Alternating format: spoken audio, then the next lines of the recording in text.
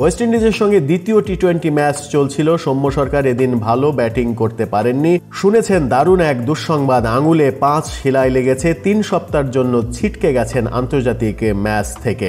দ্বিতীয় টি-20তে ক্যাচ ধরতে গিয়ে আঙুলে আঘাত পেয়েছেন সৌম্য সরকার। এতে আঙুলে 5টি সেলাই লেগেছে তার। এই চোটের কারণে তৃতীয় টি-20 তো বটেই, 3 সপ্তাহ মাঠের বাইরে থাকতে হবে তাকে। ওয়েস্ট ইন্ডিজের 6ষ্ঠ ওভারের মাঝপথে এই দুর্ঘটনা ঘটেছিল। তানজিম সাকিবের বল খেলতে গিয়ে স্লিপে তুলে দিয়েছিলেন ওয়েস্ট ইন্ডিজের অধিনায়ক রব্বেন পাওয়াল। সেই ক্যাচটি নিতে গিয়ে আঙুলে মারাত্মকভাবে চোট পান সৌম্য সরকার।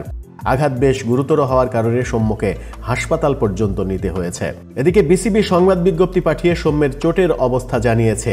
সৌম্য ডান হাতের তর্জনীর আঙুলে চোট পেয়েছে, তাকে 5টি সেলাই দিতে হয়েছে। ম্যাচ শেষে এক্স-রে করার পর তার আঙুলের একটি জয়েন্টও নড়ে গেছে দেখা গেছে।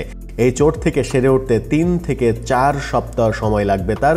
আগামী 30 ডিসেম্বর বিপিএল শুরু।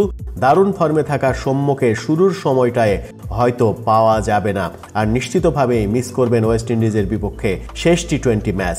ছন্দে থাকা এই ব্যাটসম্যান প্রথম টি-20তে করেছিলেন 32 বলে 43 রান। দ্বিতীয় ম্যাচে অবশ্য খুব একটা ভালো করতে পারেননি।